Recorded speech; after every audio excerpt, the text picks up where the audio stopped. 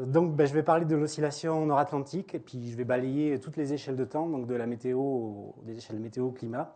Et en fait, la nature est très très bien faite, car la situation atmosphérique aujourd'hui, enfin cette semaine, est parfaite pour bien comprendre ce qu'est la dynamique nord-atlantique et sur l'Europe. Et donc, je crains que cette petite vague de froid m'ait un peu trop excité sur cette semaine, donc mon séminaire risque d'être un petit peu long. J'en suis désolé. Je vais essayer de tenir en 1 heure, parce que je vais en fait essayer de vous expliquer comment relier la situation que l'on est en train de vivre aujourd'hui à un grand ensemble, aux différentes échelles climatiques. Alors je vais commencer par donc la situation atmosphérique de cette nuit. Donc cette nuit à minuit, et je présente ici la carte de pression de surface réduite au niveau de la mer. Donc ces données sont issues de l'analyse opérationnelle du Centre européen. Donc sur cette carte, Toulouse est ici, la France est ici, l'Amérique du Nord, le Groenland et puis la Russie.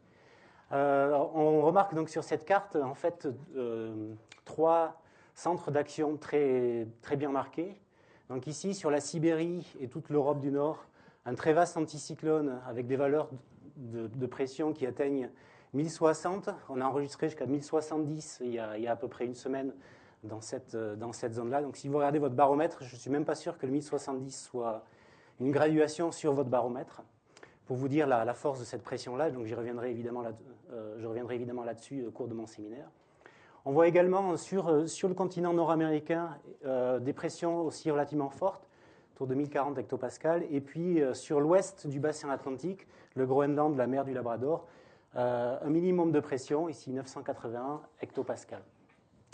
Alors, ce qui est assez intéressant avec la situation d'aujourd'hui, c'est de la comparer en fait à la situation normale pour un 7 février. Donc ici, c'est la climatologie de la pression atmosphérique pour un 7 février. Donc la climatologie, c'est la moyenne de la pression atmosphérique pour cette date, sur une période ici 1979-2010, donc une période à peu près de 30 ans.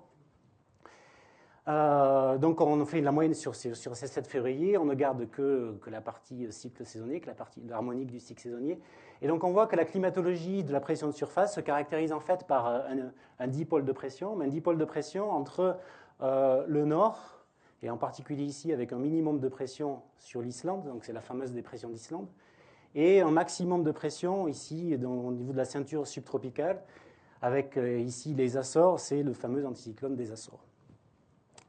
Donc on voit que la situation d'aujourd'hui, en fait, elle contraste fortement entre une situation habituelle, donc avec un dipôle plutôt nord-sud, alors qu'en ce moment, on a plutôt des dipoles, nord-sud, alors qu'en ce moment, on a plutôt des dipoles est-ouest. Alors quand je parle à mes collègues de Météo France et mes collègues climatologues, ils aiment bien cette carte, les cartes de champ de pression brute. Les climatologues, ils préfèrent les anomalies par rapport à la climatologie. Donc en fait, ce que j'ai fait sur cette carte ici, là, j'ai fait la différence entre cette carte d'aujourd'hui, la situation d'aujourd'hui, et la climatologie. Et on obtient donc des anomalies. Et donc les anomalies, on reconnaît en fait sur ces anomalies la circulation, les dipôles est-ouest de la circulation d'aujourd'hui, avec donc une anomalie de pression extrêmement forte ici sur le nord de l'Europe, avec des valeurs qui sont de l'ordre de plus 50 millibars par rapport à la normale. Des pressions plus basses ici, donc sur la mer du Labrador, et plus hautes sur le Groenland. Donc la situation actuelle est caractérisée, et on voit également ici une dépression sur la mer Méditerranée qui est assez creusée, avec des valeurs de l'ordre de 30 millibars, plus basses que la normale dans cette zone-là. Donc en fait, ce qui nous intéresse en ce moment, et depuis un petit moment, c'est ce gros anticyclone ici. Et donc, je vais vous faire ici une animation de la circulation atmosphérique sur les 10 derniers jours. Donc, les jours défilent ici, l'heure défile ici. Et donc, on va arriver au 7 février. Donc, on voit ici la mise en place, en cette semaine-là, la mise en place d'un très fort anticyclone qui reste relativement constant, qui reste relativement fixe. Voilà. Donc, aussi, on est mi-janvier. Donc, on voit que cet anticyclone commence à pousser et commence à envahir l'Europe, ici, au fur et à mesure que les jours avancent. Et on voit que cet anticyclone est massif et domine largement la situation atmosphérique actuelle.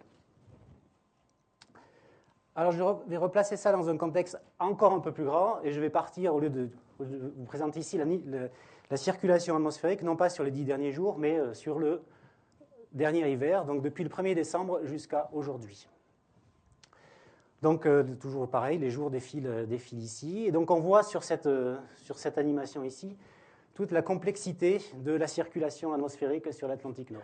On voit des structures, des petites structures qui se déplacent, des plus grandes structures comme ici, avec des dipôles entre différentes zones.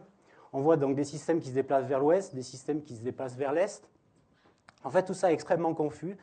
Il y a une diversité d'échelles de temps qui est très importante, une diversité d'échelles d'espace qui est également très importante.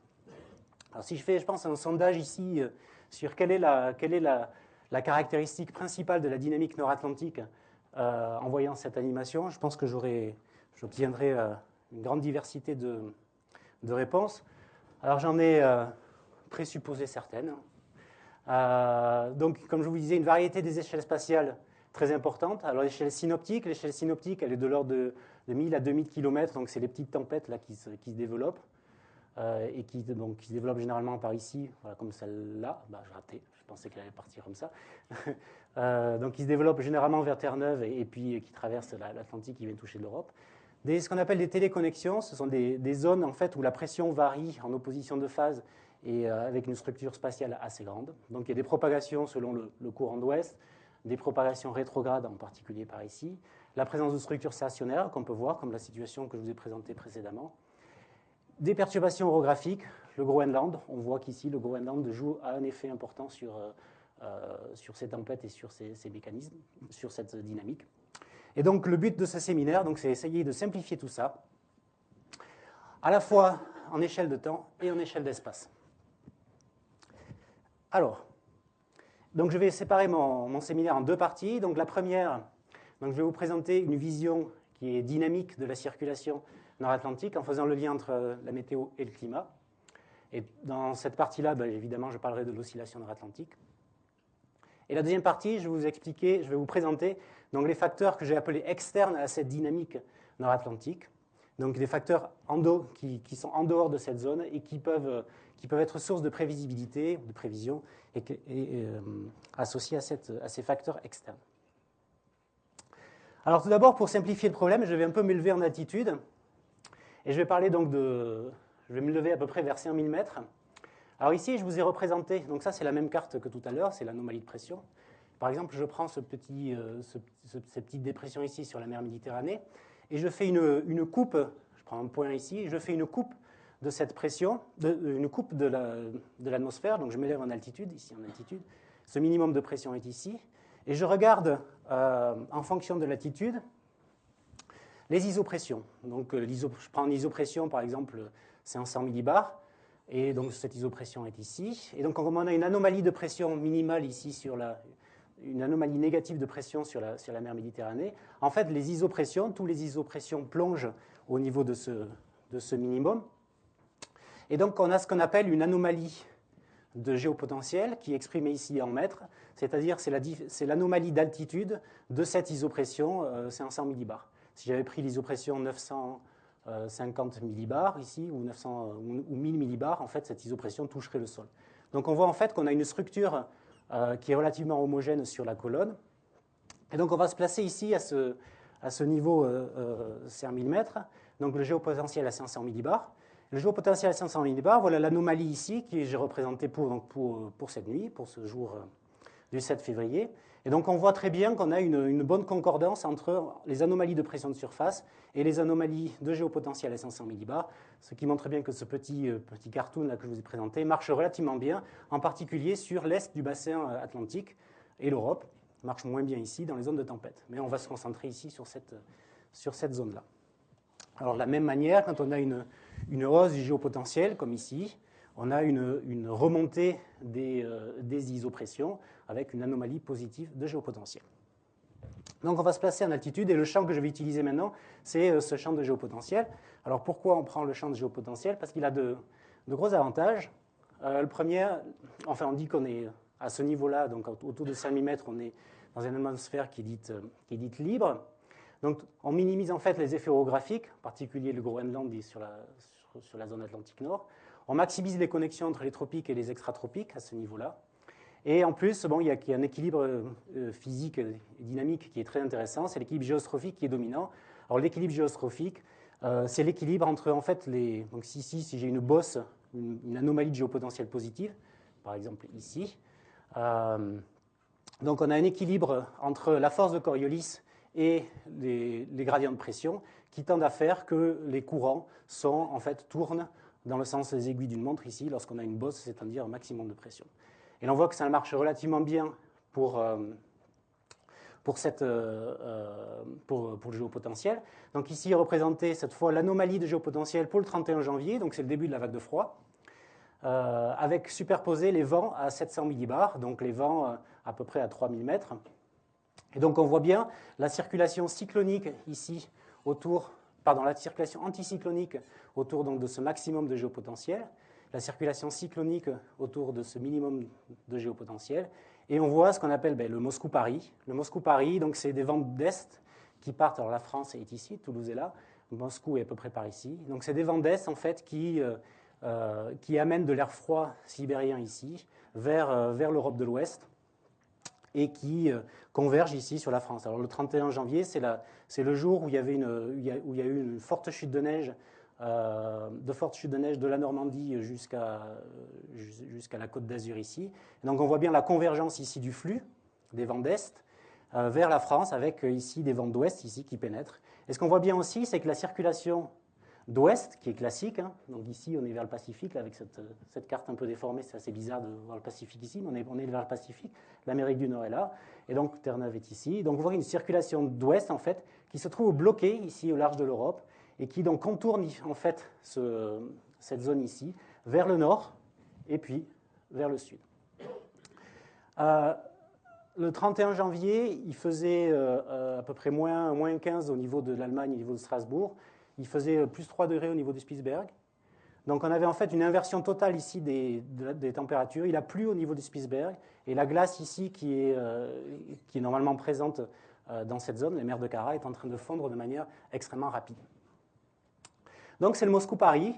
Le Moscou-Paris avec donc de l'air qui déraboule ici de Paris. Alors juste une petite animation, donc du 31 janvier jusqu'à aujourd'hui. Donc on voit cet air-là qui a... Où est-ce qu'est la France ici? Ici, là, Moscou est par ici, donc j'attends que ça revienne au début, voilà. Oups. Donc on voit que cet air a vraiment envahi toute l'Europe jusqu'à l'Espagne. Et puis on voit ce qui s'est passé en fait dimanche et lundi, où on a eu une petite hausse de pression ici, un blocage ici, cette alimentation d'air qui a été bloquée, parce qu'on a ce vent d'ouest là qui a essayé de pénétrer un petit peu sur l'Europe. Il a buté sur cet air froid, donc il a donné un vent du nord sur la France et les chutes de neige qu'on a connues depuis ce week-end. Alors, on va simplifier encore un petit peu plus. Et je vais m'intéresser juste, donc c'est toujours la même animation, mais cette fois du géopotentiel, à cette zone ici, que j'appelle la zone Nord-Atlantique-Europe. Alors, ce qu'on va faire, c'est qu'on va essayer en fait de simplifier cette dynamique. Et donc, on va utiliser des techniques relativement classiques, c'est qu'on va essayer de déterminer dans cette dynamique qui est assez compliquée, des classes de circulation des classes de circulation qui représentent en fait des types de circulation qui sont récurrentes, qui se répètent souvent et qui ont des structures spatiales qui sont relativement proches. Donc, je prends toujours mon géopotentiel à 500 millibars, mais cette fois, je vais utiliser les réanalyses, donc une estimation des observations depuis 1957 jusqu'à 2010. Alors, par ce petit cartoon, j'ai essayé de vous expliquer qu'est-ce que sont les méthodes de classification. Donc, je ne vais pas rentrer dans les détails, on utilise des considérations statistiques qui nous montrent que, en fait, pour la dynamique nord-atlantique, la meilleure classification consiste à prendre 4 situations. Donc, je pars de cet état-là, de cette hypothèse-là.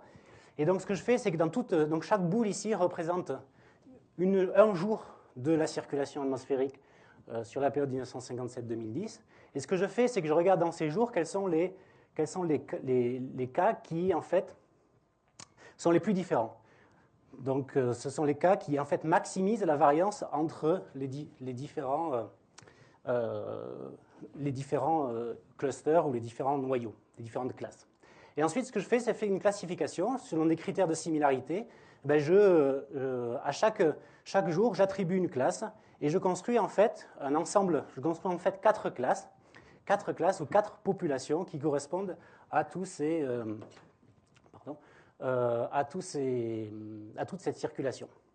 Et donc ma classification optimale, la meilleure, c'est celle qui maximise la variance entre ces différents régimes, ces différentes classes, donc celle qui font que les classes sont les plus éloignées, et c'est celle qui minimise la variance à l'intérieur de chaque classe.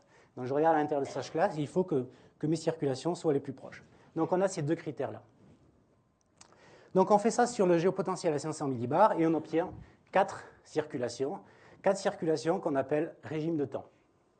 Alors les régimes de temps, on peut les définir donc comme la brique élémentaire de la circulation extratropicale. Donc c'est une circulation qui est relativement de grande échelle. Donc ces régimes de temps sont spatialement bien définis. Ils ont une durée de vie qui est de l'ordre de 6-10 jours, donc ils sont persistants. Et en fait, il faut voir ça comme une grille de lecture simplificatrice de la circulation atmosphérique. Donc on a ces quatre régimes de temps ici que je vous présente. Donc j'appelle ça les centroïdes. Les centroïdes, en fait, je prends la moyenne de tous les jours qui appartiennent à la même classe. Et c'est ce que je vous présente ici. Donc on a quatre régimes de temps. Un régime avec une anomalie de pression, une anomalie géopotentielle positive ici sur le Groenland, alors que les géopotentiels sont négatifs du Canada, États-Unis ici, jusqu'à l'Europe. Une anomalie, donc on appelle ce régime NAO-, ou régime anticyclone groenlandais, donc je reviendrai sur la NAO un petit peu plus tard. Le régime ici, qui s'appelle NAO+, correspond en fait à une diminution de la pression ici sur l'Islande et un renforcement ici de la pression de Terre-Neuve jusqu'à l'Europe. Ensuite, le troisième régime, c'est le régime de blocage. Alors là, j'espère que vous reconnaissez la situation actuelle dans laquelle nous sommes. Donc c'est ici un anticyclone sur la mer du Nord. Donc l'analyse se fait juste sur ce domaine-là. Mais si on étend le domaine, on l'a jusqu'à la Sibérie. Donc c'est un anticyclone qui est sur la mer du Nord et sur la Sibérie et qui contraste en fait avec un minimum de pression ici sur le Groenland et la mer du Labrador. Donc ça s'appelle le régime de blocage. Alors pourquoi blocage? Parce qu'en fait la circulation d'ouest que je vous ai présentée tout à l'heure se trouve bloquée ici sur l'Atlantique et donc elle contourne cet anticyclone au nord et au sud. Et blocage aussi parce qu'en fait ce régime-là est un petit peu plus persistant que les autres quand on fait une analyse statistique sur la durée du régime. Ce quatrième régime, c'est le régime de dorsal Atlantique, Atlantic Ridge ici, qui est donc un maximum de pression sur le proche, enfin surtout l'Atlantique Nord, et un minimum de pression ici sur l'Europe. Le pourcentage ici représente le nombre de jours de chaque classe. C'est-à-dire que ce régime NA-, sur la période de 1957-2010 que j'ai utilisé, est excité 21% du temps, le régime NAO+, 29%, blocage 27% et 23%. Donc on va dire grosso modo que ces régimes sont à peu près équidistribués, peut-être un petit peu moins pour la NAO+, NAO-, un petit peu plus pour la NAO+, mais on a une occurrence qui est relativement homogène entre ces quatre régimes. Alors pour vous montrer que ça marche... Pour vous montrer que ça marche relativement bien, donc ici j'ai repris les quatre régimes de temps, et ici c'est les anomalies de géopotentiel pour cet hiver. Alors le podium ici, c'est l'attribution du régime. Donc le 10 décembre, on est en régime NAO+, voilà, on est ici, on voit que l'attribution marche pas mal, puis le régime NAO+, tend à diminuer, et on passe vers le régime Atlantic Ridge. Voilà, donc on transite en fait d'un régime à l'autre, puis ce régime Atlantic Ridge dure un petit moment, on passe en blocage, le blocage a duré un jour, on est reparti en NAO+, etc.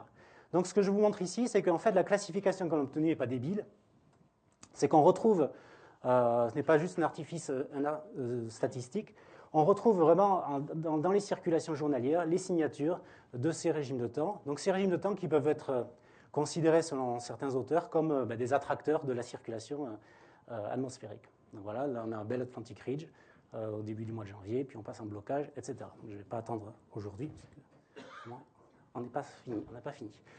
Donc je vais revenir un petit peu sur ces deux régimes particuliers donc, que j'ai appelés NAO+, et NAO-. Alors, qu'est-ce que la NAO? La NAO, donc l'oscillation nord-atlantique, elle a été définie comme une oscillation de masse entre la dépression d'Islande et l'anticyclone des Açores. Donc je vous ai montré sur les premiers transparents la climatologie de la pression de surface, où on a donc ces centres d'action moyens sur la dépression d'Islande et l'anticyclone des Açores. Donc la NAO, c'est la force de cette structure-là. Donc c'est la force du gradient en fait entre la dépression d'Islande et l'anticyclone des Açores. Donc on parle de NAO+, NAO positive, lorsque la dépression d'Islande est renforcée et l'anticyclone des Açores est renforcé. Grosso modo, la masse est conservée sur l'Atlantique. Donc, quand il y a une perte de masse dans un endroit, il y a une gain de masse ailleurs. Donc, dans ce cas, il y a un dipôle de masse entre donc, la dépression d'Islande et l'anticyclone des Açores. Donc, NAO+, donc les vents d'ouest sont plus forts, par circulation, donc par géostrophie. Hein. Les vents d'ouest sont plus forts, il y a plus de tempêtes, et ces vents d'ouest amènent des conditions plutôt humides et chaudes sur l'Europe du Nord et plutôt sèches sur la mer Méditerranée. La situation inverse, lorsque les deux centres d'action sont mous, ou que le gradient est mou, que les vents d'ouest sont moins intenses, c'est la NAO-. Donc on a des tempêtes qui sont un peu moins fortes, mais en fait elles passent vers le sud, elles passent ici sur la France et la Méditerranée, elles amènent des conditions plutôt humides et sèches. Donc si je prends, ici j'ai pris deux points, le point Islande et le point Açores, et donc sur ce scatterplot, je ne sais pas comment dire en français. Donc j'ai représenté pour chaque jour de ma période 1957-2010, chaque point ici représente un jour, et donc on voit bien qu'il y a une anticorrélation, si on la calcule, elle est de moins 0,55, une anticorrélation entre les anomalies de pression sur les Açores et les anomalies de pression sur l'Islande. Donc là, on est en situation NAO+, quand on est ici, donc Islande, Açores positif, Islande négatif, NAO- quand on est là. Alors pourquoi ces deux régimes s'appellent NAO+, NAO-. En fait, parce que les centres, les anomalies, les centres d'action ici sont proches des centres d'action caractéristiques de l'oscillation nord-atlantique, donc qui est estimée par la différence de pression, j'ai oublié de le dire, entre l'Islande et les Açores, ou l'Islande et le Portugal. Voilà. Ce qui est important de voir aussi dans ce cas-là, c'est que ces deux régimes-là, comme je vous ai présenté précédemment, ne représentent que 50% de la dynamique atlantique. Donc c'est la moitié de la variance, la moitié des circulations. Donc la NAO n'est pas tout. La NAO ne couvre pas toute la variabilité nord-atlantique. En fait, elle représente uniquement que 50% de la variabilité. Et c'est quelque chose qu'il faut avoir bien à l'esprit, parce qu'on dit souvent, voilà, c'est la faute de la NAO, tout est à cause de la NAO. Ben non, tout n'est pas à cause de la NAO. Par exemple, je suis sûr que vous allez lire dans la presse que la situation actuelle, elle est due à une NAO négative. Non, la situation actuelle, elle est due à une condition de blocage, rien à voir avec la NAO. Voilà. Donc la NAO, en fait, elle a une certaine histoire, hein, je vais aller très vite. Donc il y a la première partie, donc le terme de NAO, il est apparu à la fin du 19e siècle. Et on commence à voir des cartes qui montrent donc cette anticorrélation. Donc la France est ici, Groenland, Amérique et Asie. Donc en 1913, on a des cartes qui montrent déjà cette présence d'anticorrélation entre la dépression d'Islande et l'anticyclone des Açores. Un peu plus tard, en 1924. Et donc le premier terme NAO apparaît avec Walker, ce monsieur-là, en 1924,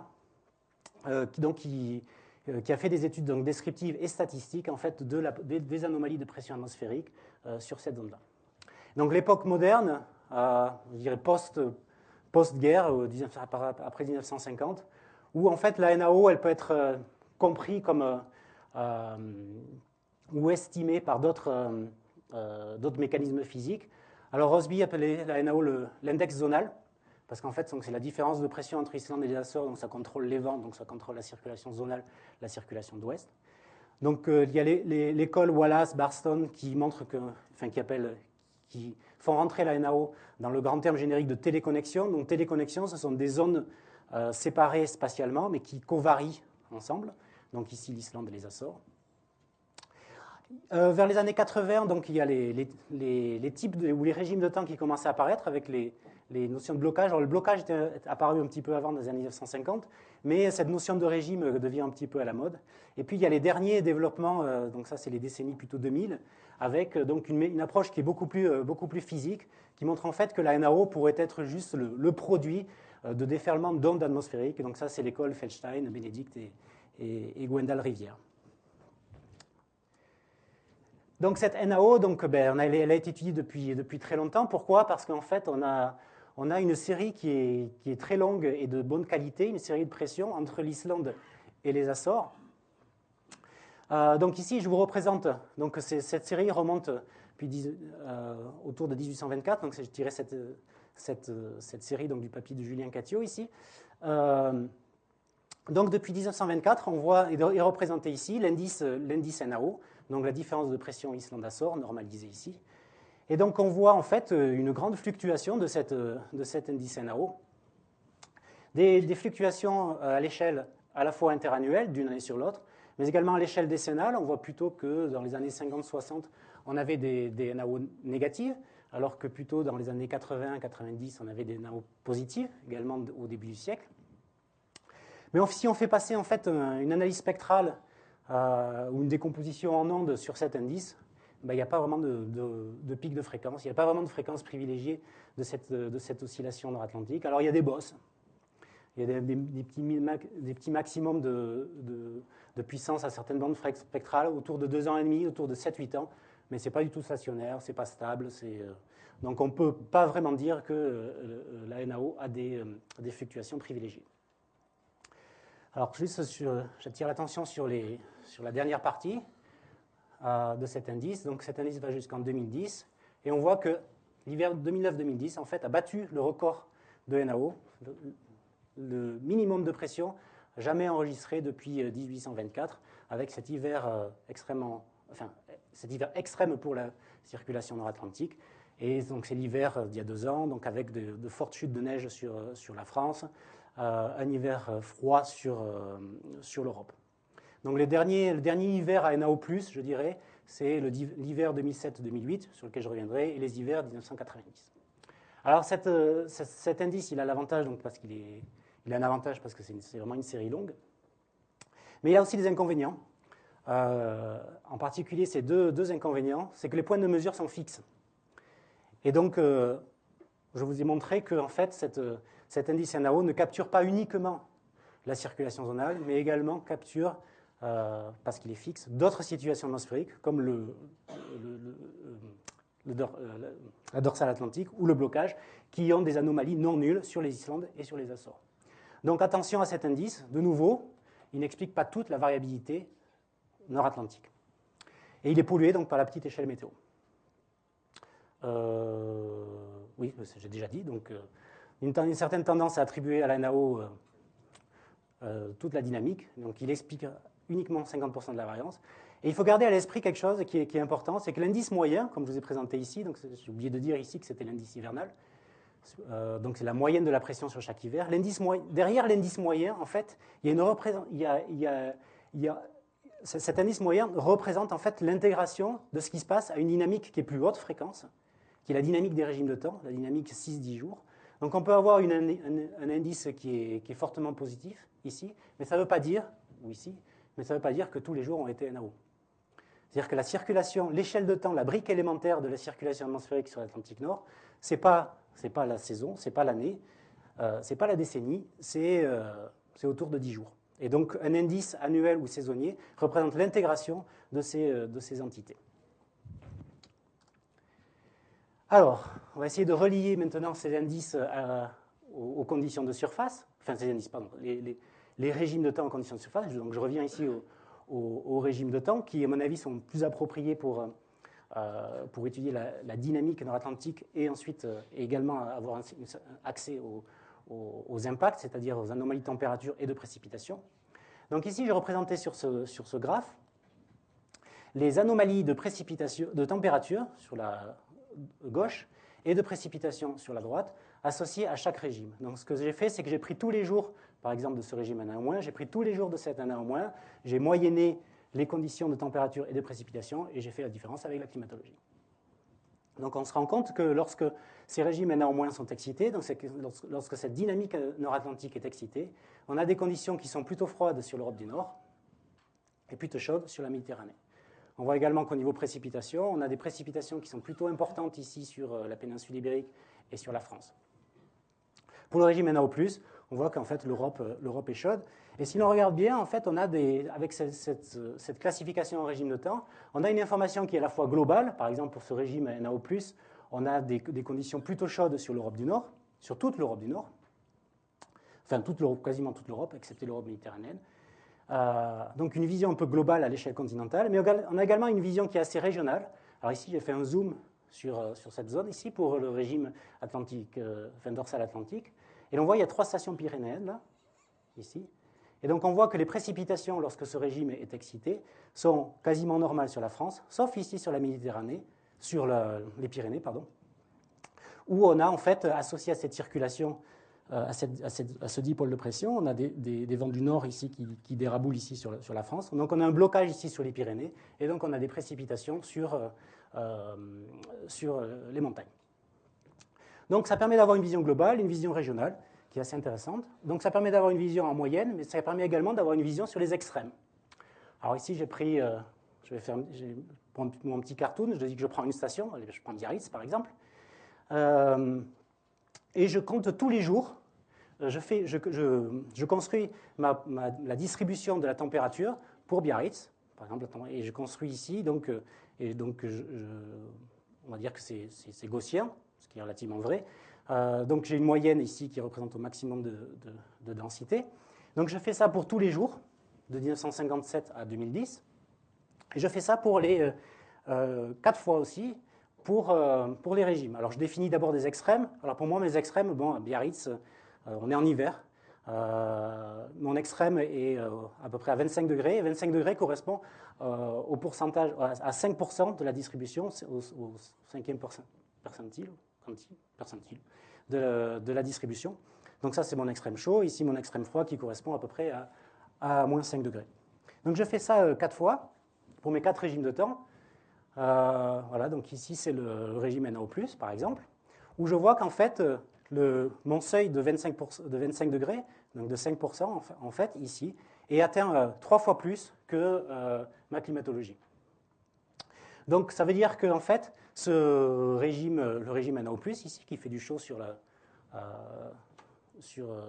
Biarritz, donne une probabilité d'occurrence de vagues de chaud en hiver, de conditions chaudes en hiver, qui est 3 fois plus grande que la climatologie. Je fais ça pour tous mes autres régimes. Donc j'obtiens 4 distributions, et en fait, ça me permet de voir en fait, quels sont les changements de probabilité d'occurrence en fonction des régimes de temps. C'est ce que je montre ici. Sur ces graphes, alors ça ressemble à la moyenne de tout à l'heure, mais ce n'est pas la moyenne, donc c'est le changement de probabilité d'occurrence d'événements extrêmes. Donc comment lire ce graphe? Donc ici, il y a un code de couleur. Si c'est 1, ça veut dire que, donc ici, on est en hiver, donc c'est les vagues de froid, et ici, c'est les extrêmes de température, de précipitation. 1 veut dire que en fait, l'occurrence de vagues de froid n'est pas changée. C'est-à-dire que mon occurrence de vagues de froid, pour moi, c'est 5% du temps. C'est une référence climatologique. J'ai 5% de chance d'avoir une vague de froid. 0, ça veut dire que lorsque le régime est excité, il n'y a aucune chance d'avoir une vague de froid. 3 à 4, ça veut dire que je multiplie par 3, par 4, l'occurrence de vague de froid. Donc on voit que pour le régime NA-, on a une occurrence de vague de froid qui est une probabilité de vague de froid qui est environ 3 à 4 fois plus forte sur l'Europe du Nord. Pour la NAO+, il n'y a absolument aucune chance d'avoir une vague de froid. Alors je vais m'intéresser ici au blocage. Donc le blocage, on a une occurrence de vague de froid, une probabilité d'occurrence de vague de froid qui est renforcée sur toute l'Europe, et en particulier ici sur le sud-ouest, où lorsque ces situations arrivent, on a 2 à 3 fois plus de chances d'avoir une vague de froid sur le sud-ouest. Donc ces régimes de temps permettent donc de simplifier la circulation, d'avoir une information sur les conditions moyennes, mais également sur les extrêmes. Oui, même message, donc on a une information à la fois globale sur les extrêmes, mais également on peut avoir une information locale sur les extrêmes, par exemple ces conditions de blocage ici. Si je regarde le pourtour méditerranéen, on voit en fait que la probabilité d'avoir des événements forts de précipitation ici sur le pourtour méditerranéen renforcé dans ces conditions ici, et donc en particulier ici sur le sud-est, c'est les fameux événements Cévenol. Les fameux événements Cévenol arrivent sont plus récurrents lorsque les conditions de blocage sont excitées. Alors je m'avance un petit peu dans le temps. Je ne vois pas du tout l'heure, ça devrait aller. Et donc je regarde en fait l'occurrence de ces régimes maintenant sur un hiver. Ici, donc je prends le dernier hiver NAO+, qui est l'hiver 2007-2008. Donc chaque barre ici représente un jour et la couleur représente un régime. Donc on est le 1er novembre ici, on est le 31 mars. Et donc on construit des écharpes comme ça, des écharpes péruviennes, hein, avec donc on voit des épisodes donc, de dorsale atlantique ici à ce début, puis ensuite donc, des transitions entre les différents régimes. Alors ce qui est assez frappant sur cet hiver-là, donc je vous rappelle que c'est le dernier hiver NAO+, il y avait des situations de blocage, comme on a actuellement. Et il y a eu, ici, là, en 2007, fin décembre 2007, début de janvier, mi-décembre 2007, il y a eu une vague de froid sur l'Europe qui a été, qui est passée complètement inaperçue, en fait, parce qu'en fait, elle était dominée par les régimes NAO+, qui étaient dominants. Alors, si on fait un peu de statistiques, on voit que sur cet hiver, les régimes NAO+, ont été excités 62% en plus que la normale. Les régimes NaO-, 75% en moins, on voit qu'il n'y en a que quelques jours. Et puis à peu près normal pour un petit peu plus pour l'Atlantic Ridge et à peu près normal pour les blocages. Voilà ce qui est important de retenir derrière un indice NAO. Derrière un indice NAO, qui est la différence de pression Islande-Açores, il capture tout ça. L'indice NAO, il était positif, mais en fait, il représente la succession d'événements météorologiques qui ont une influence très importante, en particulier en termes d'impact. Et donc, on peut considérer en fait que la variabilité interannuelle, la variabilité d'une année sur l'autre, c'est l'intégration de ce qui se passe à plus haute fréquence. Donc ici, je vous ai représenté les anomalies de température observées pour cet hiver 2007-2008 et de précipitations ici. Donc on avait une Europe du Nord qui était bien plus chaude que la normale, avec des valeurs autour de plus 7, plus 8 degrés. Une Europe du Nord qui était plus humide et une Europe méditerranéenne qui était plus sèche. Et ça, c'est le régime NAO, c'est les caractéristiques moyennes du régime NAO+. On voit que ça colle très bien avec ces anomalies moyennes. Donc ces anomalies moyennes, c'est l'intégration temporelle de tout ce qui se passe à une échelle plus courte. Alors on va simplifier encore un petit peu plus, et on va maintenant se placer dans un espace que j'appelle l'espace réduit. Donc c'est l'espace des EOF ou des composantes principales. On va faire une décomposition en composantes principales. Alors là, je vais expliquer très brièvement ce que sont les décompositions en composantes principales. Tout le monde n'est pas familier avec cette technique qui est fortement utilisée en climatologie. Donc j'ai repris mon indice de tout à l'heure. C'est mon scatter plot de tout à l'heure. Donc Açores, Islande. J'ai un point ici, un point de pression. Donc dans cet espace-là, il a un jour donné, et donc il peut se définir comme une anomalie il est caractérisé par une anomalie de pression sur l'Islande et une anomalie de pression sur les Açores.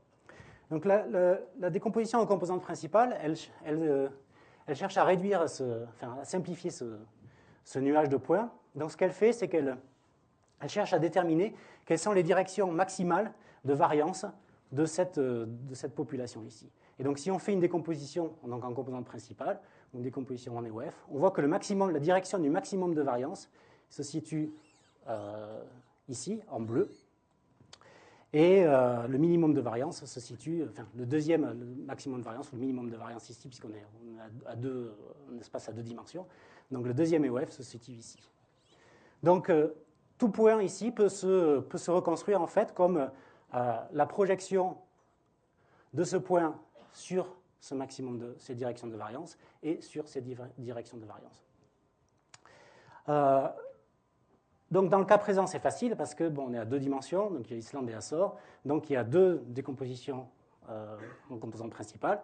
La première direction représente 70% de la variance, la deuxième représente 30% de la variance. On est relativement content. Donc ça, c'était pour vous expliquer la technique. Maintenant, si je me place non plus sur ces 2 points Islande-Açores, mais si je prends tous mes points, en fait, ces directions-là ne sont plus des droites, mais ce sont des cartes. Donc cette direction-là ici, elle correspond à cette carte-là, cette direction ici, elle correspond à cette carte-là, etc. Donc en fait, pour tout point de longitude et de latitude, tout point peut être reconstruit avec cette somme donc, de composantes principales, avec une structure spatiale, la carte, la projection sur cette structure spatiale et le pourcentage de variance expliqué de cette structure spatiale. Alors, donc cette décomposition est parfaite si c'est un espace à n dimensions et si on prend les n VOF. Alors généralement, on simplifie le problème, on ne prend que les premiers EOF, donc on garde que les 2 ou 3 premiers EOF, donc on garde pour notre étude que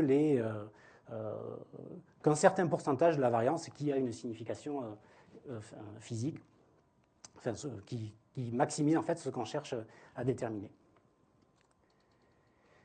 Donc, comment ces régimes de temps s'inscrivent dans cette décomposition? Donc ici, je vous ai représenté donc dans cet espace donc, des 2 premiers EOF. Donc ici, tout à l'heure, j'avais Islande et Açores. Là, il y a cette carte ici et cette carte-là. Chaque point représente un jour. Donc on a cette structure spatiale, ce nuage de points ici. Et donc si j'applique la classification à ce nuage de points, on voit que en fait, les 4 classes ici sont représentées par les 4 différentes couleurs. Donc en vert ici le NaO-, NaO+, etc. Et la croix ici représente la position du centroïde, donc de la moyenne que je vous ai présentée précédemment. Donc on a essayé de simplifier ici cette dynamique de régime dans cet espace climatique. Donc, je vais vous montrer comment cette simplification marche pour aujourd'hui, pour cette semaine, pour la semaine dernière plutôt, et puis pour cet hiver. Alors, je vais faire une manip, je ne sais pas s'il marche. Oui. Alors, donc ici, je vous ai représenté. Bon, ça, c'est ma première carte ici, comme tout à l'heure, ma deuxième carte ici. Et donc, les croix de tout à l'heure, ici, sont du graphe précédent, sont des carrés ici, et c'est la position donc, de mes régimes de temps dans cet espace réduit. Le petit cylindre ici représente la position d'aujourd'hui. Et la couleur représente en fait le type de régime. Donc aujourd'hui, dans cet espace réduit, on est ici, on est proche du blocage, de la condition moyenne du blocage, et on est loin en fait, de la NaO et loin des autres. Donc ça, c'est un espace à 2 dimensions. Maintenant, je tourne et j'introduis une 3e dimension. Alors, ça va être un peu compliqué. 3e dimension, donc il faut voir dans l'espace. Voilà. Donc on est ici, là, et on est donc très loin de ce régime-là, très loin de ce régime-là, très loin de ce régime-là. Et donc ce qui est important de voir, c'est qu'on est en fait, voilà, on est dans la configuration de blocage, mais on est très loin de tous les autres. C'est-à-dire on est dans le blocage parfait ou le blocage extrême. Ce blocage-là ne se projette pas sur les autres régimes, c'est le cas d'école. Donc on est ici. Alors comment on est arrivé ici? Donc ça c'est la semaine dernière.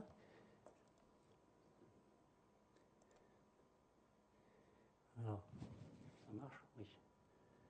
Donc je vais essayer d'animer la chose. Voilà. Donc ça, ce sont les 10 derniers jours de la circulation. Donc on est parti d'ici, proche du blocage canonique, et on a fait ce tour-là. Donc hier, on était ici. On était dimanche et samedi proche de ce régime-là, qui est le régime Atlantic Ridge. Puis en début de semaine, on était de nouveau dans le blocage, et on vient en fait d'il y a 10 jours d'une circulation d'Atlantic Ridge. Donc on est ici, on était proche d'Atlantic Ridge. On a transité vers un blocage qui a duré à peu près 4-5 jours. On est de nouveau repassé vers l'Atlantic Ridge, mais pas très très près du centre. Oups. Là, ça va être difficile parce que quand on est un peu stressé, ça bouge trop. donc on était en fait loin de ce régime ici, et on est revenu vers le blocage. Donc ça, c'est cette course-là, en fait, ça c'est la prévision météo. La prévision météo, c'est prévoir dans cet espace réduit le mouvement de la circulation en fonction du temps. Donc la prévision météo consisterait à dire aujourd'hui, on est ici, où est-ce que mon système va aller? Est-ce qu'il va continuer à aller vers le blocage? Certainement, pendant 2 ou 3 jours. Et ensuite, vers où il va transiter? Et comment il va transiter?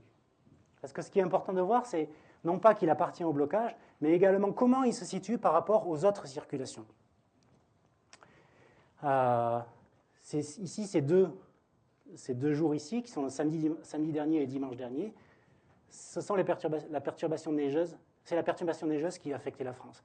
Pourquoi? Parce qu'on s'est éloigné de la configuration de blocage. Il y a eu un minimum de pression qui s'est créé sur la France, qui se projetait sur ce régime dorsal atlantique, un flux nord, et on a eu des précipitations neigeuses. Mais on était quand même proche de conditions froides de blocage. Donc c'est tout cet ensemble qu'il faut avoir à l'esprit. Donc ça, c'est la prévision météo. Maintenant, si on regarde... Oups, je vais revenir.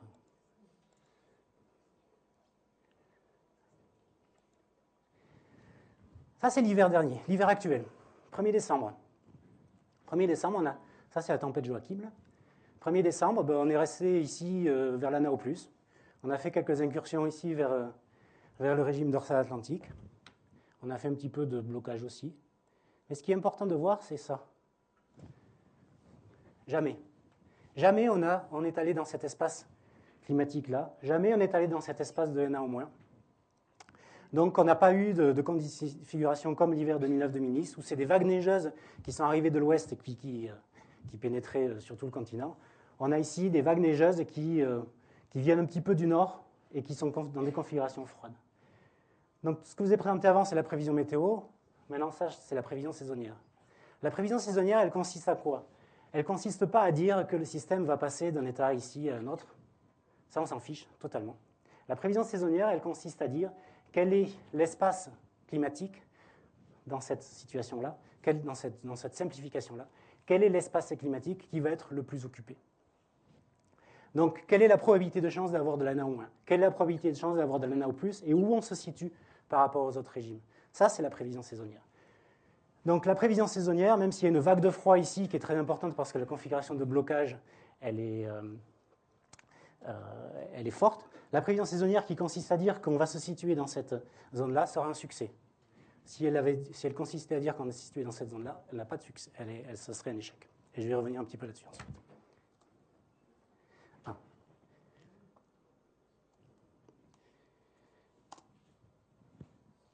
Oups.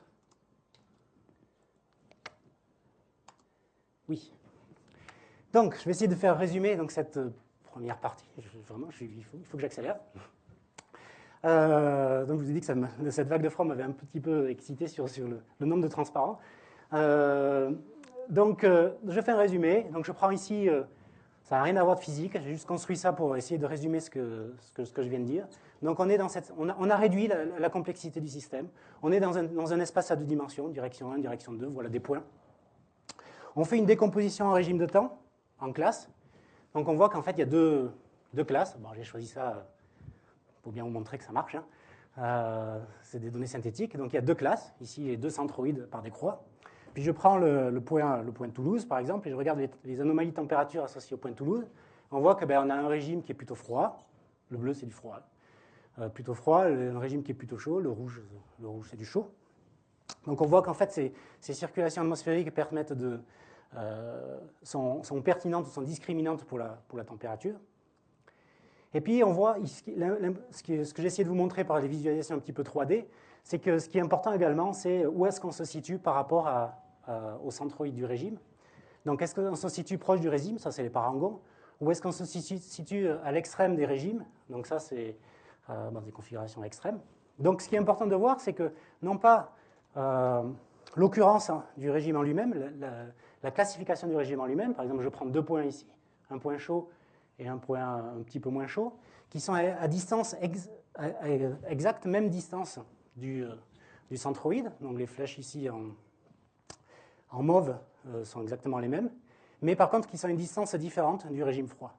Donc pour connaître les configurations, les conditions de ce jour-là, je suis obligé de connaître à la fois la position de cette situation par rapport au régime auquel il appartient et par rapport au régime auquel il n'appartient pas. Et maintenant, il y a beaucoup de chaos là-dedans. Beaucoup de chaos dans la dynamique nord-atlantique. Et il y a peut-être quelques ventilateurs. Alors le ventilateur, c'est le petit souffle en fait, qui va faire que la circulation atmosphérique sera plutôt dans cette zone-là certaines années, ou plutôt dans cette zone-là dans d'autres années. Et donc maintenant, dans cette deuxième partie, je vais vous parler un petit peu du ventilateur, ou des ventilateurs. Alors, je vais aller à toutes les échelles de temps. Je vais partir de l'échelle de temps intrasaisonnière, qui est l'échelle de temps 30-90 jours.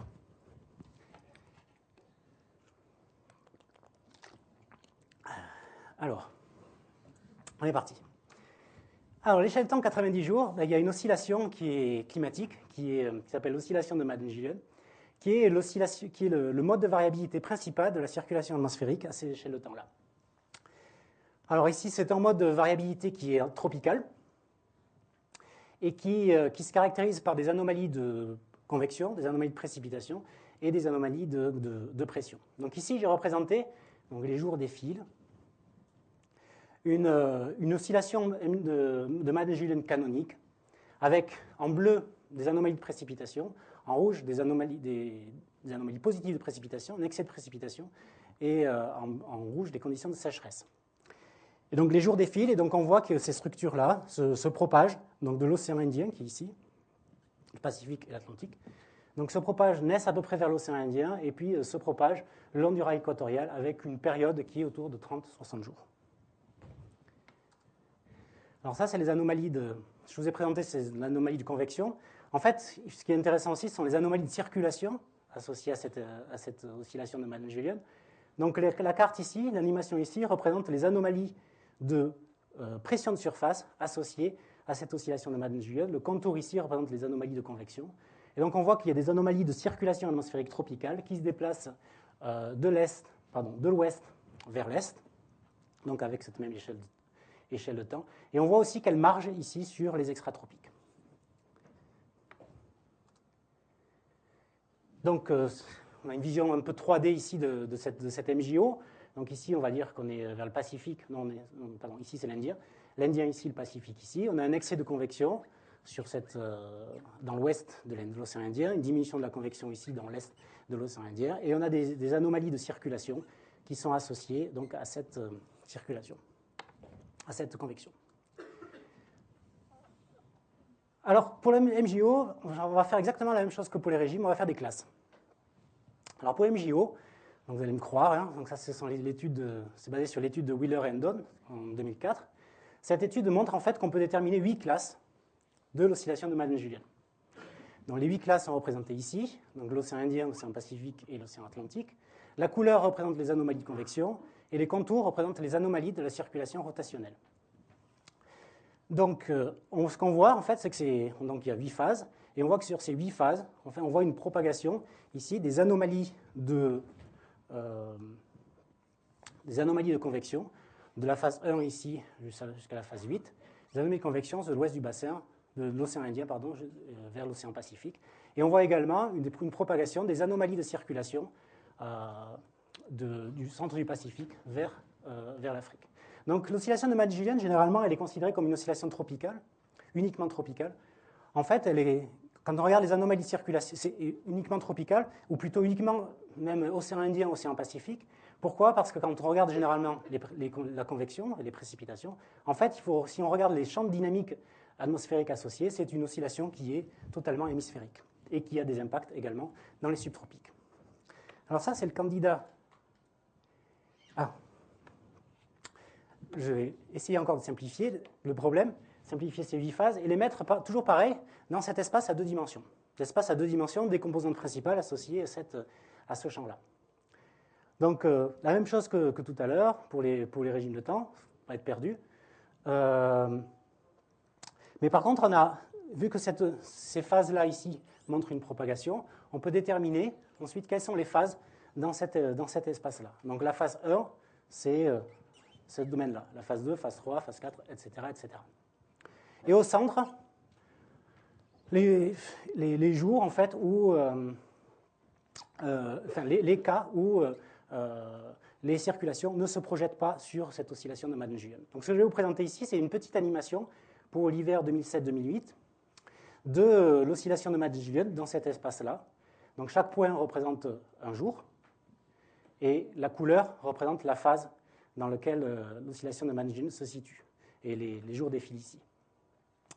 Donc ici, 1er novembre, on était dans cet espace-là, c'est-à-dire que la circulation atmosphérique tropicale ne se projetait pas du tout sur l'oscillation de Madden-Julian. On est dans ce cercle ici. Donc maintenant, je vais animer et voilà, on est ici le 10 novembre. Donc on a des pauses dans l'oscillation de Madden-Julian. Donc la Madden-Julian, ce n'est pas une oscillation régulière. Elle a vraiment ça. C'est une oscillation qui a une fréquence préférentielle, mais elle n'est pas du tout régulière.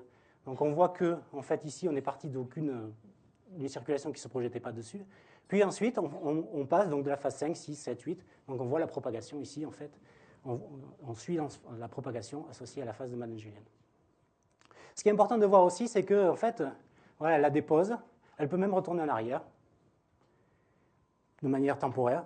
Mais, en fait, donc c'est tout sauf une oscillation régulière, mais quand même, il y a un semblant, enfin pas un semblant, c'est une réalité dans la succession des phases qui n'est pas aléatoire ou dominée par le chaos comme pour les régimes de temps, mais qui est en fait préférentielle. Donc on passe de la phase 1 à la phase 2, phase 3, etc. etc. Donc est-ce que cette oscillation de Madge-Guyon peut être mon ventilateur là pour mes régimes de temps? C'est-à-dire, est-ce que cette oscillation de Madge-Guyon fait que les régimes de temps se situent plutôt par ici et pas plutôt par là, à l'échelle de temps 30-60 jours? Alors, on va faire un peu de statistiques.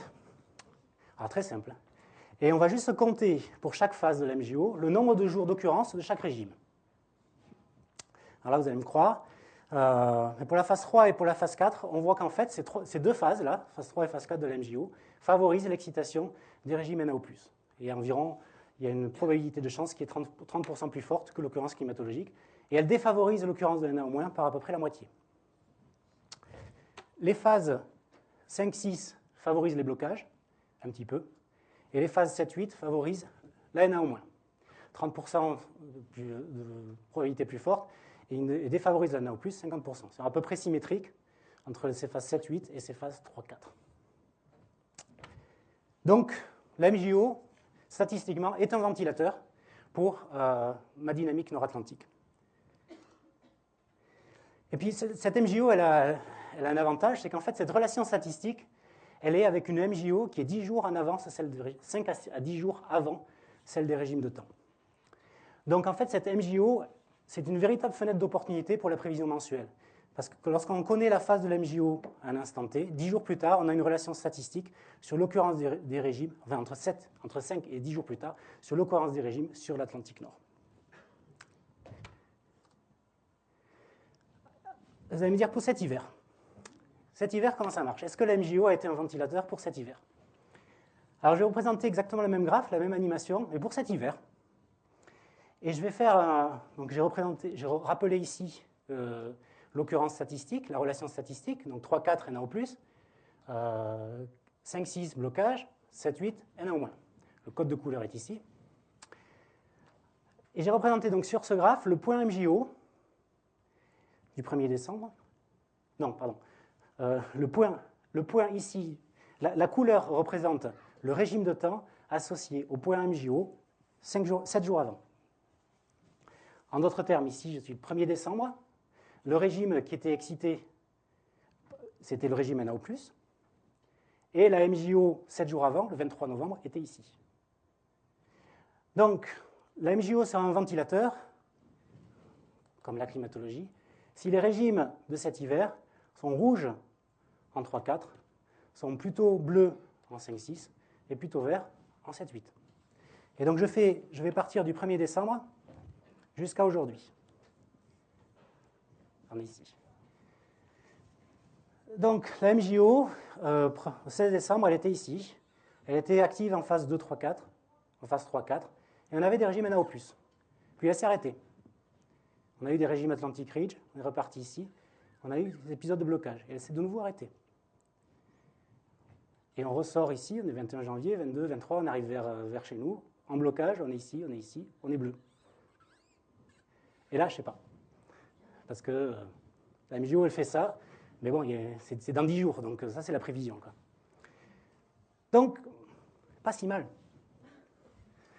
C'est-à-dire que la variabilité, en fait, de cet hiver, elle a été fortement contrôlée par... En fait, c'est la climatologie parfaite. C'est encore le cas d'école. C'est le cas d'école de la relation MJO au régime. C'est typiquement la relation statistique entre la MJO et les régimes. Alors, vous allez me dire, l'Atlantic Ridge, il n'apparaît pas. Ici, là, alors qu'il a été excité ici de manière relativement forte. Donc, je vais vous expliquer pourquoi l'Atlantic Ridge n'apparaît pas, enfin, il est plutôt apparu. Mais là, il faut passer à une autre échelle de temps qui est l'échelle de temps interannuelle. Donc là, j'ai fini l'échelle de temps intrasaisonnière. Donc l'échelle de temps intrasaisonnière, comme je vous dis, c'est une véritable opportunité pour la prévision mensuelle. Et ça module donc les régimes de temps sur l'Atlantique Nord. Donc l'échelle de temps interannuelle maintenant. L'échelle de temps interannuelle, le mode dominant de la variabilité naturelle, de la variabilité aux échelles temps interannuelles, c'est évidemment l'ENSO, donc les événements El Niño, La Niña. Donc, j'ai représenté ici les différents événements. Dans des conditions La Niña, on est dans le Pacifique ici, Australie, Pérou ici. Donc, on a des eaux chaudes ici sur le Pacifique et des eaux froides ici sur le Pacifique Ouest et des eaux froides sur les côtes péruviennes. Donc, ça, c'est les conditions normales. Pendant les conditions La Niña, on a des eaux plus froides ici et plus chaudes ici avec une augmentation de la convection sur l'ouest du bassin. Et pendant les événements El Niño, tout ça se déplace vers l'est. Et donc, la statistique montre en fait que lorsqu'on a des événements La Niña, il y a deux régimes qui sont plus excités que les autres. C'est le régime NAO+, et le régime Atlantic Ridge. Et lorsqu'on a des situations El Niño, c'est plutôt le régime NAO-, mais la signification statistique de cette relation, elle est relativement faible. L'influence, elle est peut-être en automne, mais ce n'est pas systématique. La relation entre La Niña et les régimes NAO+, et La Niña et le régime Atlantic Ridge est beaucoup plus robuste. Où est-ce qu'on en est aujourd'hui ? Donc ça, c'est la situation de fin janvier 2012, maintenant, quoi, où on a un événement La Niña qui est en cours. Donc Pacifique est ici, ouest du Pacifique, est du Pacifique, des anomalies de température froide ici sur l'ouest du bassin. Donc cet événement La Niña tend à favoriser donc, ces deux régimes, NAO+, et Atlantic Ridge, ce qui a eu... Donc on peut laisser supposer que les régimes NAO+, et Atlantic Ridge qui ont été excités cette année correspondent bien de nouveau au forçage statistique, au forçage climatologique de La Niña. Alors évidemment, ce n'est pas systématique, il y a des événements Niña qui ne donnent pas cette relation-là, mais de manière statistique, c'est la relation la plus probable. Donc cet hiver, de nouveau, c'est un hiver canonique. Tout est normal dans les relations statistiques.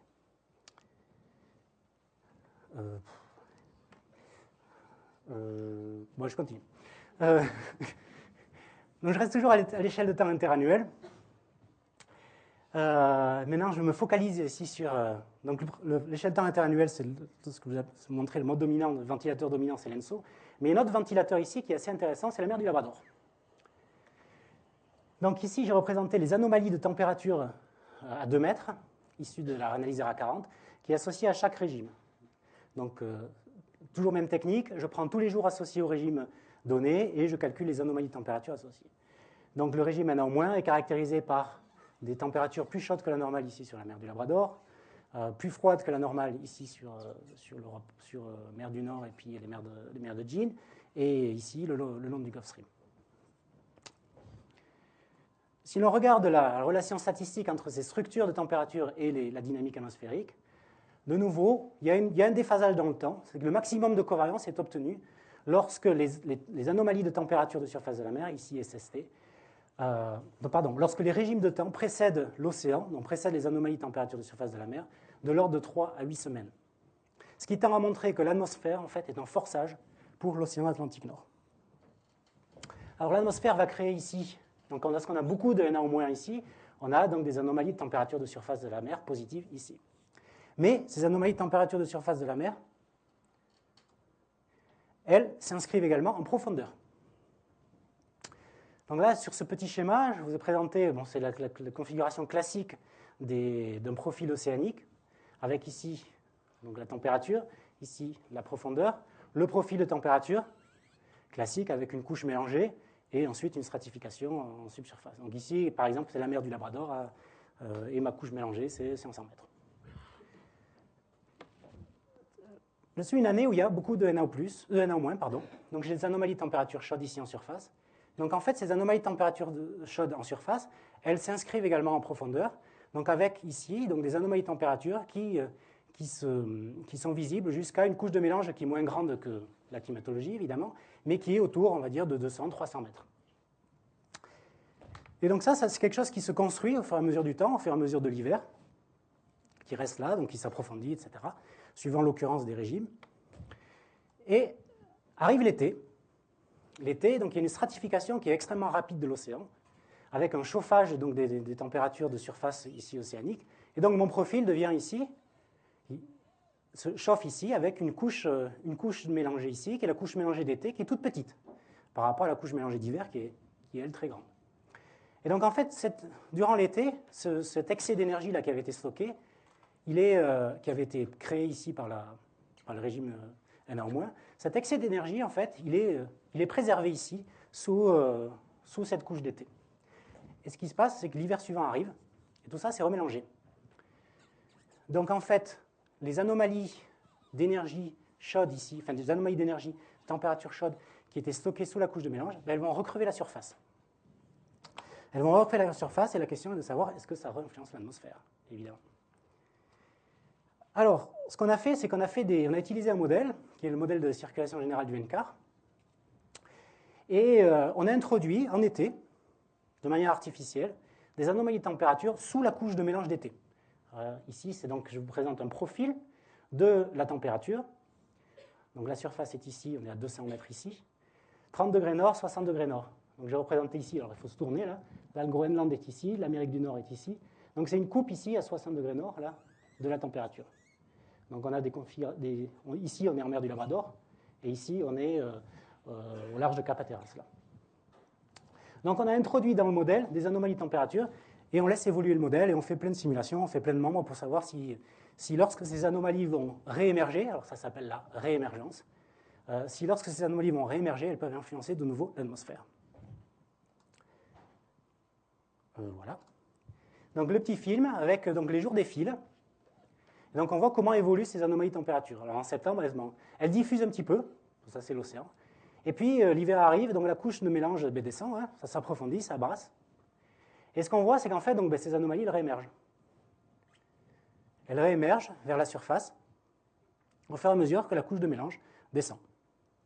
Donc on a un excès d'énergie en fait, qui réapparaît à la surface, donc une réémergence de la structure ici de surface qui avait été créée l'hiver précédent. Donc ça c'est la mémoire de l'océan. Grâce à cette fluctuation de la variabilité, à cette fluctuation de la couche de mélange, on a une réémergence de ce qui s'est passé l'hiver précédent. Et on montre dans le modèle qu'en fait si cette structure-là elle a été créée par une Na- à l'hiver 0, ben, l'hiver plus 1, on a de nouveau une structure Na- au début de l'hiver. Donc, cette Na-, elle a créé quelque chose. Il y a une mémoire durant l'été qui persiste parce que l'océan a une certaine inertie. Et ensuite, ça réémerge et ça redonne le même signe. De nouveau, un ventilateur. Troisième ventilateur. Moi, je n'ai pas celui-là. Voilà. Donc, à l'échelle interannuelle, 1 à 7 ans, les deux ventilateurs sont, enfin les trois, l'Atlantique tropical, je ne vous ai pas présenté, croyez-moi. Donc l'ENSO, la réémergence, et donc ça c'est une fenêtre d'opportunité pour la prévision saisonnière. Alors juste quelques mots sur la prévision saisonnière, parce que je n'ai pas pu m'empêcher. Donc un retour sur les 3 hivers précédents. Qu'est-ce que la prévision saisonnière donnait l'hiver précédent? Alors ici je vous ai représenté l'occurrence des régimes de temps pour les 3 hivers précédents. L'hiver actuel, 2011-2012, donc ça c'est tous les petits films que je vous ai présentés en 3D, donc au début de la NAO+, et puis là on est en configuration de blocage avec mes 2 jours de neige là d'Atlantic Ridge. L'hiver 2009-2010, que de la Na- principalement. Et l'hiver 2010-2011, un début de la Na- et ensuite un peu tout. Donc l'hiver 2011, il est cohérent avec la Niña, il est modulé par l'MJO. L'hiver 2009, il est cohérent avec El Niño et l'Atlantique tropical chaud. Alors ça, je ne vous ai pas présenté, mais l'Atlantique tropical chaud conduit à des configurations Na- l'hiver suivant. Alors que donnait la prévision saisonnière? Alors la prévision saisonnière donnait ça. Donc ici, c'est 3 analyses de la prévision saisonnière. Donc il y a 4 couleurs, Na-, Na-, blocage, Atlantic Ridge. Et là, c'est la probabilité d'occurrence anormale du régime pour l'année en question. Donc la prévision saisonnière pour décembre, janvier, février, ces mois-ci, a été initialisée le 1er novembre de cette année-là. Et la prévision saisonnière donnée pour 2009-2010, des régimes Na- supérieurs à la normale, des régimes Na- comme la normale, des régimes blocage et Atlantic Ridge inférieurs à la normale. Chaque barre ici représente 2 modèles, ici le modèle de Météo France, ici le modèle du centre européen, qui sont en relativement bon accord. Alors moi je peste un peu quand on me dit que la prévision saisonnière, en fait, elle fait n'importe quoi, parce que pour cet hiver 2009-2010, qui avait un impact très important en termes de probabilité d'occurrence de vagues de froid, on voit que le signe, ça c'est important, c'est le signe de la prévision d'occurrence principale du régime a été correcte. C'est les régimes Na- qui étaient privilégiés, qui étaient prévus être présents pour cet hiver 2009-2010 dès le 1er novembre 2009. Dès le 1er novembre 2009, oui, c'est ça. Donc la probabilité, on peut en déduire derrière une probabilité d'occurrence d'événements extrêmes. Donc si ces régimes sont excités, on voit, je vous ai montré que la probabilité d'occurrence d'événements extrêmes, d'événements froids associés sur l'Europe, est plus forte lorsque ces régimes sont excités. Donc par cette méthode-là, on a une estimation de la probabilité d'occurrence d'événements froids en prévision saisonnière. Pour 2011-2012, la prévision saisonnière donnait 40% en moins de NA en moins. Je dirais so far so good. Absolument 0 jour de NA en moins jusqu'à maintenant. Elle donnait plus de NAO+, plus d'Atlantic Ridge et la configuration de blocage anormale. Donc prévision saisonnière pour cette année, OK. Et là, un gros flop, 2010-2011, où en fait, la prévision saisonnière a complètement raté cette occurrence de l'hiver. Alors pourquoi? Il y a une des pistes. On est en train de faire des tests de sensibilité utilisant le modèle. Et on voit qu'en fait, le début de l'hiver est caractérisé par de la NA au moins, ici, qui était complètement raté par les prévisions saisonnières. Et une des hypothèses, c'est que les mécanismes de prévision, les systèmes de prévision saisonnière ne font pas de réémergence. Et il y a eu une réémergence monstrueuse qui s'est passée en début 2010 et qui était le résultat en fait de cette NA au moins qui était présente l'hiver précédent. Les modèles de prévision saisonnière ratent complètement cet aspect-là. Donc c'est une des possibilités pour expliquer ce flop. Bientôt fini, décennal et ensuite changement climatique. Le décennal. Je remonte dans le temps. Le décennal. Alors ici, sur cette carte, je vous ai représenté les anomalies de température de l'été 2010 de l'Atlantique. Donc l'Amérique du Nord, l'Afrique, l'Europe ici. Et on voit que cette anomalie de température se caractérise par un Atlantique qui était plus chaud que la normale, de manière relativement homogène. Alors, on définit un indice qui s'appelle la MO. La MO, c'est l'Atlantic Multi-Decadal Oscillation, qui est la moyenne en fait de la température, on va faire simple, qui est la moyenne de la température sur cette boîte-là. Donc on enlève toutes les hautes fréquences, et on voit que en fait, cet AMO a une excitation temporelle qui est la suivante. Donc ici, de 1870 à 2010. Et donc on voit que cet Atlantique-là, il connaît des oscillations décennales qui sont relativement importantes, avec des oscillations autour de 30-40 ans. Là, donc, depuis 1995, on est plutôt dans un Atlantique chaud, mais ça fait suite à une période relativement longue de 25 ans d'Atlantique froid, puis d'Atlantique chaud dans les années 30-40, Atlantique froid au début du siècle, et ensuite l'Atlantique chaud au début. Donc on a cette oscillation décennale de l'amont. De nouveau, est-ce que c'est un ventilateur pour l'occurrence des régimes de temps? Ah oui, j'ai oublié ça. Oh, c'est pas grave. Si. Juste pour montrer que cet AMO est extrêmement importante, donc on fait une autre indice qui est un peu plus petit ici, qui est l'indice TNA, Tropical Nord-Atlantique, température de surface de la mer. Il est représenté ici, donc on voit qu'il y a une très bonne concordance entre l'AMO et puis cet indice global et l'Atlantique tropical. Et ici, il est représenté donc, sur la période 1950-2005, l'activité cyclonique sur cette zone ici, la zone Caraïbe, en été. Donc chaque barre représente une année. En rouge, les années d'activité cyclonique extrême. En bleu, les années d'activité cyclonique faible. Et ici, j'ai repris ici les phases de l'AMO en couleur. Donc 95, c'est le shift de l'AMO froide vers l'AMO chaude. Et donc on voit que cette activité cyclonique, la modulation décennale de cette activité cyclonique, est fortement contrôlée en fait par les températures de surface de la mer ici, et donc par cette variabilité décennale qui est associée à ce grand mode de variabilité. Alors je fais quelque chose qui est tout simple, c'est que je compte, maintenant je vais revenir un petit peu sur le ventilateur et mes régimes NAO. Donc je compte ici le nombre de jours du régime NAO+, en fonction des années, et par hiver. Donc ça c'est du régime NAO-, par hiver. Donc on voit en fait qu'il y a une modulation décennale de ces régimes NAO-, avec lorsque on a des températures chaudes ici dans l'Atlantique, on a plutôt des régimes NAO- excités. Et la même chose pour les régimes NAO+, c'est beaucoup plus marqué. Donc les régimes NAO+, moi j'ai multiplié par -1 pour que ça soit les couleurs correspondent. Donc ici, rouge, ça veut dire que les régimes NAO+, sont moins excités que le normal. Donc on voit que lorsqu'on est en configuration chaude de l'Atlantique, les régimes NAO+, sont moins excités que la normale.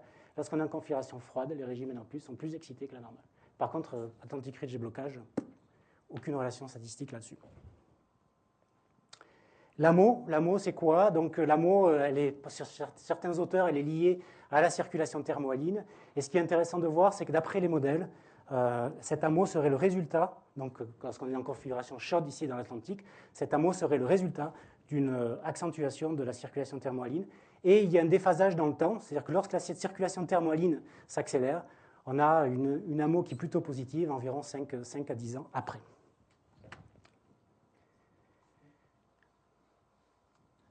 Finissons par changement climatique.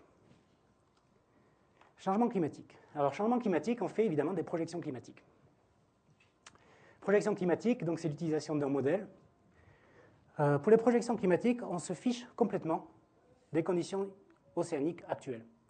Ce n'est pas comme la prévision décennale, la prévision saisonnière. La prévision saisonnière, on est obligé de connaître l'état océanique actuel pour faire de la prévision saisonnière. Pour les projections climatiques, on se fiche totalement de l'océan.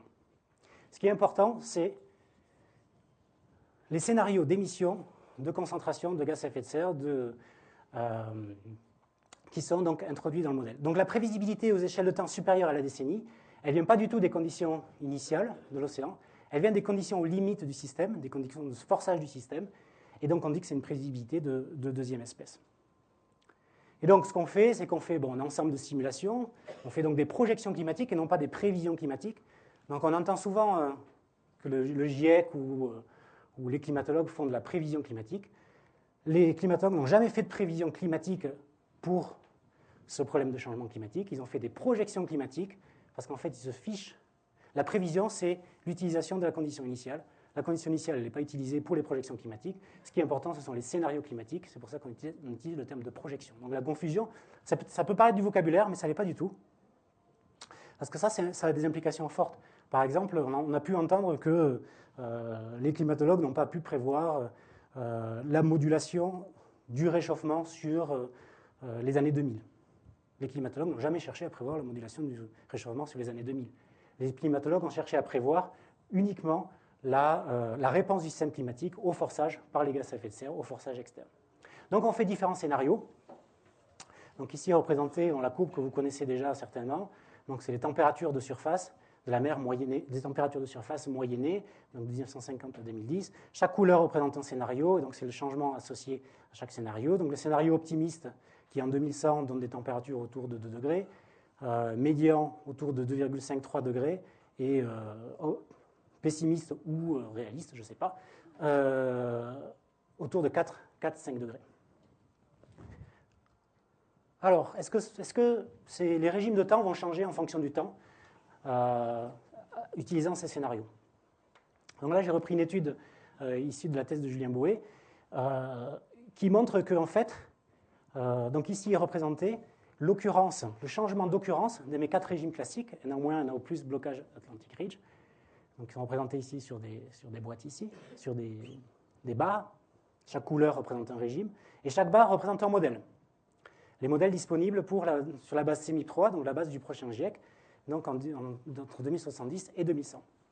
Donc on voit qu'il y a une diversité de réponses dans les modèles, avec quand même une majorité de modèles qui tend à diminuer le nombre de situations de NAO négatives, donc on va dire de vagues de froid, vagues de froid neigeuses marquées, et une accentuation plutôt des régimes NAO+, et des régimes Atlantic Ridge. Donc ça, c'était dans le dernier rapport du GIEC. Les nouvelles simulations, donc pour l'exercice CMIP5 dont a parlé Yves tout à l'heure, en fait, rien n'est clair. C'est pas si clair. On n'a que peu de modèles, mais il semblerait que en fait, cette réponse du système climatique ne soit pas totalement confirmée par les nouvelles simulations. Donc tout ça, ma source, c'est de Julien Catio. On n'a que quelques modèles, mais tout ça donc reste à confirmer. Dernier transparent. Pour vous montrer qu'en termes de changement climatique, on ne sait pas grand-chose sur l'Atlantique Nord, une grande incertitude. Alors là, j'ai repris une dernière étude, qui est de nouveau une étude de Julien Catio et de Pascal Diou, qui va paraître donc dans BAMS en 2012, qui porte sur l'année dernière 2011, qui est la plus chaude jamais enregistrée sur la France. Sur l'Europe, excusez-moi. Donc ici est représenté pour les 4 saisons de l'année dernière, les anomalies de température pour l'Europe, donc décembre, janvier, février. C'est des observations, hein, mars, avril, mai, etc. Donc on voit qu'à part décembre, janvier, février, qui était fortement marqué, qui est fortement imprimé, qui est fortement pollué, on va dire, par le mois de décembre, où il y a eu des régimes moins forts, à part cette saison-là, où on a plutôt des températures relativement fraîches, voire normales ici dans le sud, on a des températures plus chaudes que la normale, en particulier pour le printemps, un extrême chaud, pour l'automne, un extrême chaud, et puis ici, on a juin, juillet, août, alors l'été a été soi-disant pourri. L'été a été soi-disant pourri sur la France. En fait, si on regarde bien par rapport aux observations, l'été a été normal sur la France, en termes de juin, juillet, août. Donc juillet était plus froid que la normale, juin était plus chaud, août a été plus chaud, ce qui fait en moyenne une situation à peu près normale pour la France. Donc ça, c'est les observations. Ici, ce sont les anomalies de température qui ont été induites par la circulation atmosphérique. Donc j'ai utilisé les régimes de temps. Donc c'est la température qu'il y aurait dû y avoir si la seule contribution à la variabilité était la circulation atmosphérique. Donc on voit que l'hiver, qui était un peu plus frais que la normale, et relativement normal ici sur la France, serait plus froid que la normale. Le printemps, il serait certes chaud, parce que la circulation atmosphérique tend à faire du chaud, mais moins chaud qu'observé. L'été, il aurait été carrément pourri. Et l'automne, il aurait été quasiment proche de la normale. Donc ça, c'est intéressant, parce qu'en fait, ça montre que sans changement de circulation atmosphérique, il y a déjà une signature forte du forçage par les gaz à effet de serre. Et il y a un delta de température entre l'observation et ce qui aurait dû être la température réelle quand elle est induite par la dynamique, et elle est fortement induite par la dynamique sur l'Europe. Il y a un delta de température qui est de l'ordre d'une déviation standard à peu près de 1 degré. Voilà, donc les changements climatiques, donc il y a une fenêtre d'opportunité pour la projection climatique. Donc je vous ai présenté tout cet ensemble. Alors j'espère que vous n'êtes pas dans cet état-là, que moi je suis, et que tout s'est mélangé. J'espère que j'ai réussi à vous convaincre que il y a une dynamique atlantique qui est compliquée, où il y a beaucoup de chaos, mais il y a quelques ventilateurs qui sont ceux-là. Et donc vous malaxez tout ça, et puis vous en sortez quelque chose, j'espère. Et donc je voulais vous remercier, et puis je voudrais remercier 3 personnes qui m'ont aidé dans cette présentation. Nicole Girardot, avec lequel j'ai mis en place un système d'extraction de données temps réel pour vous présenter la situation d'aujourd'hui. Donc merci à Nicole, et puis merci à Florent Duchesne et puis à Pierre Trépoche aussi qui m'ont aidé pour ces petites visualisations 3D qui sont très instructives. Merci.